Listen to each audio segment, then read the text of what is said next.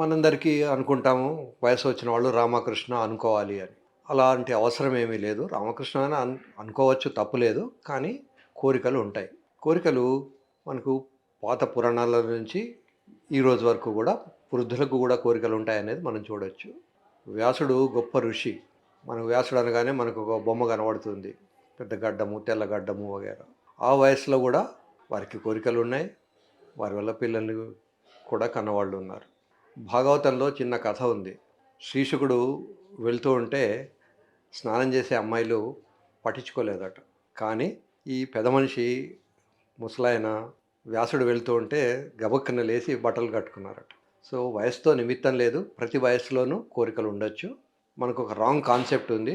కొంత వయసు వచ్చిన తర్వాత వాళ్ళు కేవలం రామకృష్ణ అనుకోవాలి, సెక్స్ గురించి ఆలోచించకూడదు అని. కానీ అట్లా ఏమీ లేదు. చచ్చేంత వరకు కూడా కోరికలు ఉంటాయి. పర్ఫార్మెన్స్ ఉండకపోవచ్చు కానీ కోరికలు ఉంటాయి. పర్ఫార్మెన్స్ చేసే శక్తి ఉండకపోవచ్చు, అంగం గట్టిపడకపోవచ్చు, లేదా అమ్మాయిలకైతే డ్రై అయిపోయి ఉండవచ్చు. కానీ కోరికలనేవి సుమారుగా చచ్చేదాకా ఉంటాయి. ఈ కోరికలు అసలే లేని వాళ్ళు కూడా కొంతమంది యువకులు కూడా ఉండొచ్చు. సామాన్యంగా కోరిక కలగాలంటే భగవద్గీతలో సంగాత్ సంజాయతే కామహ అంటాడు. మన చుట్టూ ఉండే వాళ్ళను బట్టి మనకు కోరికలు వస్తాయి. మనం రోజు గుర్ర పందాలు ఆడేవాళ్ళతో కూర్చుంటే మనకు కూడా ఓసారి పందెం ఆడాలనిపిస్తుంది. రోజు తాగేవాడితో కూర్చుంటే ఓసారి ఓ డ్రింక్ వేసుకుందాంలే అనిపిస్తుంది. అలాగే ఎవరైతే రోజు చుట్టూ ఉండే వాళ్ళ భజన చేస్తుంటే మనకు కూడా భజన చేయాలనిపిస్తూ ఉంటుంది. ఒకవేళ కోరికలు కంటిన్యూ కావాలి అని అనుకుంటే వాళ్ళు ఎవరైతే శృంగారం గురించి మాట్లాడతారో లేదా శృంగారం గురించి రాస్తారో ఆ పుస్తకాలు చదవడము, వాళ్ళ లెక్చర్స్ వినడము అవన్నీ చేయొచ్చు. కోరికలు వద్దు అనుకున్న వాళ్ళు వాటి నుంచి దూరంగా ఉండాలి. కోరికలు ఉండడం అనేది చాలా సహజమైన విషయం. సామాన్యంగా కోరికను తొక్కిపెడితే దాని ఎఫెక్ట్ ఎక్కువ ఉంటుంది. ఫర్ ఎగ్జాంపుల్ శృంగారం చేయాలన్న కోరిక ఉందనుకోండి, ఓసారో రెండుసార్లు వారానికో లేదా రోజోసారో చేసుకుంటే మిగతా టైం అంతా వాళ్ళు క్రియేటివ్ వర్క్, డాక్టర్ పని చేసుకుంటాడు, లాయర్ పని చేసుకుంటాడు, ఒక కార్పెంటరీ చేస్తాడు. అది చేయకూడదు, దాన్ని సప్రెస్ చేయాలి అని అనుకున్నప్పుడు మిగతా క్రియేటివ్ వర్క్ కూడా ఇబ్బంది పడతారు.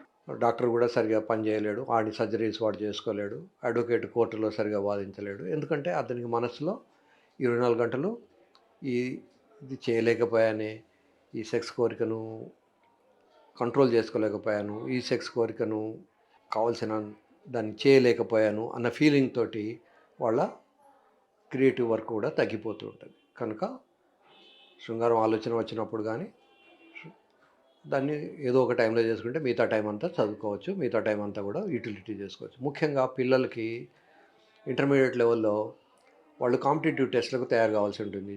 ఐఐటి టెస్టులు ఇట్లాంటి కొన్ని టెస్టులు ఉంటాయి. వాడికి 24 గంటలు మ్యాస్టర్బేట్ చేసుకోవాలని అనిపిస్తుంది.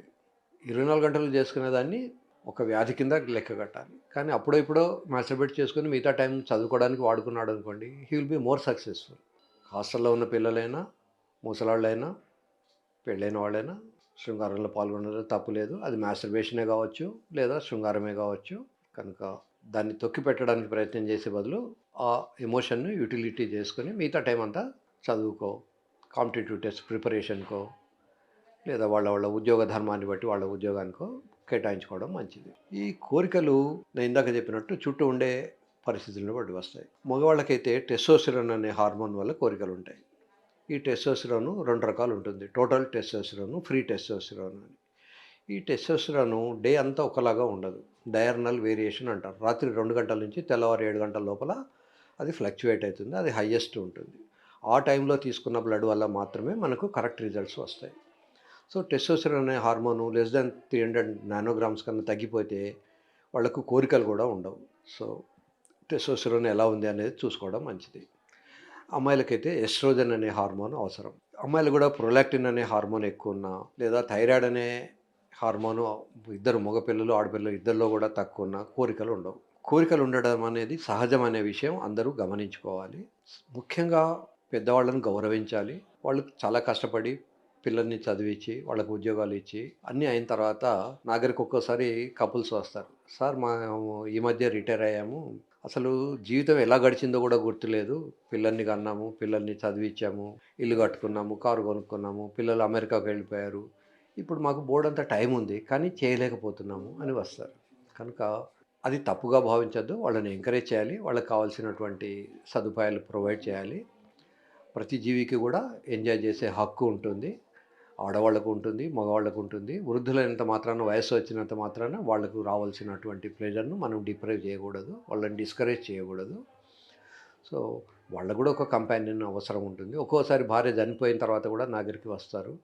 70, 75 ఏళ్ళ వయస్సు ఉంటుంది. సార్ భార్య ఈ మధ్య చనిపోయారు.